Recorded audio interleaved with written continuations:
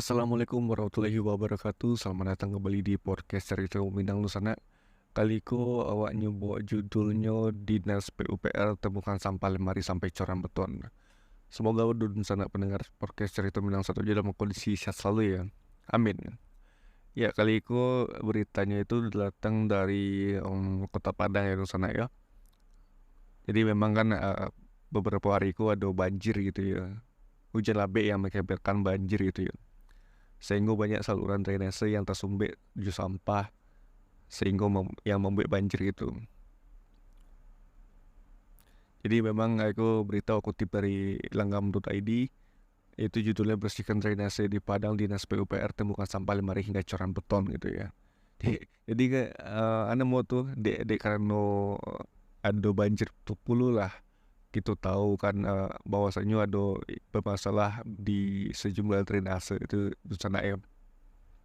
Jadi dalam berita kon disabui ada puluh sampah baru puluh lemari itu kasua sampai coran beton yang dibuang ke saluran. Coran betonnya di sana ya. Awak ngerti ya apakah coran beton itu dalam keadaan kayak dalam keadaan pandai ya gitu di sana bentuknya. Tapi kan mungkin karena ada pengaruh apa gitu pengaruh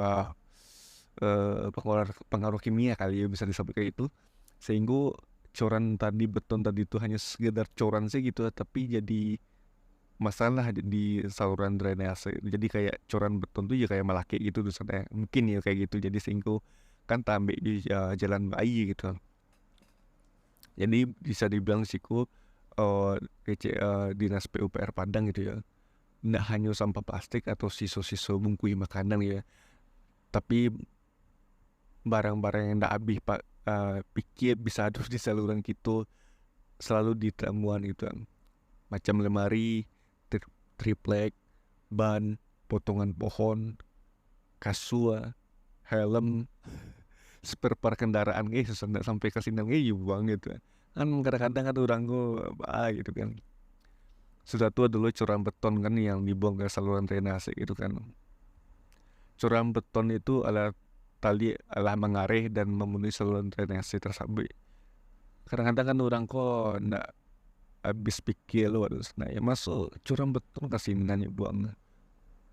Kok dan saruk-saruk kadang-kadang kan padahal disediakan sampai saruk kan mangana kasinan ya buang gitu kan. Bego kan kalau banjir kan pemerintah puluh ya penyakit kan itu salah satu penyakit di sana. Jadi kalau misalkan ada banjir jen hanya semata-mata untuk pemerintah di salah gitu kan.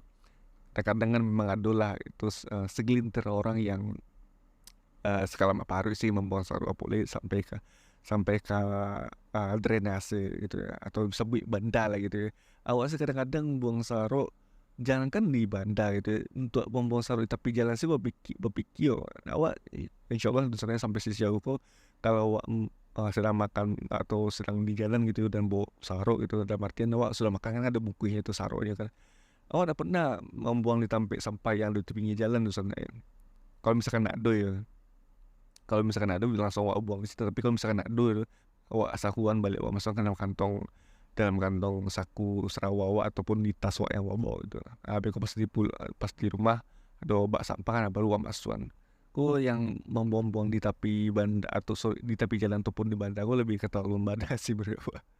Jadi semoga dengan adanya beritaku bisa menyadarkan lah masyarakat itu yang mungkin punya kebiasaan buruk membuang saruk sembarangan ya, boleh sampai coran betonnya dibuang di drainase gitu ya.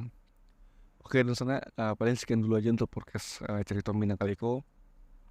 Mohon maaf jika ada kekurangan dan salah kata. Sampai jumpa di podcast cerita Minang selanjutnya. Jangan lupa untuk follow sosmed dari podcast cerita Minang sana ya. Mohon maaf jika ada kekurangan dan salah kata. Sampai jumpa di episode selanjutnya. Wassalamualaikum warahmatullahi wabarakatuh.